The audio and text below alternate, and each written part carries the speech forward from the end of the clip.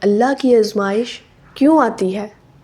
کیا آپ نے کبھی سوچا ہے کہ جب ہم نماز پڑھتے ہیں، قرآن کی تلاوت کرتے ہیں، سچ بولتے ہیں، دلوں کو جوڑتے ہیں، تو پھر آزمائش ہمیں ہی کیوں آتی ہے؟ کیوں ہماری دعائیں دیر سے قبول ہوتی ہیں؟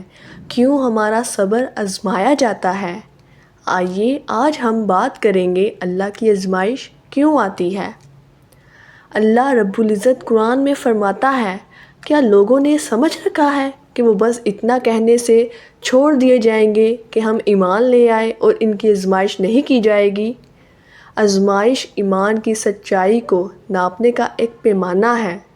جیسے سونا آگ میں تپتا ہے، ویسے ہی بندہ مومن مصیبتوں میں نکھرتا ہے۔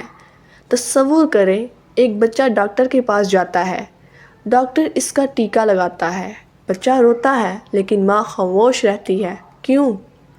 کیونکہ ماں جانتی ہے یہ تکلیف وقتی ہے مگر فائدہ ہمیشہ کا ہے۔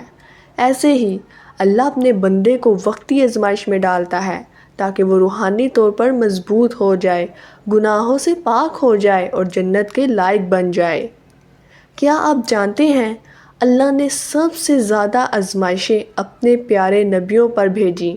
حضرت ایوب علیہ السلام برسوں بیمار رہے، حضرت یوسف علیہ السلام کو قید و تنہائی ملی، ہمارے نبی کریم صلی اللہ علیہ وآلہ وسلم پر طائف میں پتھر برسائے گئے، مگر انہوں نے صبر کیا اور اللہ کی رضا پر راضی رہے۔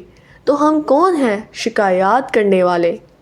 یاد رکھیں، آزمائش سزا نہیں، یہ اللہ کی توجہ ہے، یہ اس کی رحمت کا ایک روپ ہے، کیونکہ اللہ آزمائش صرف انہیں دیتا ہے جنہیں وہ بلند مقام دینا چاہتا ہے۔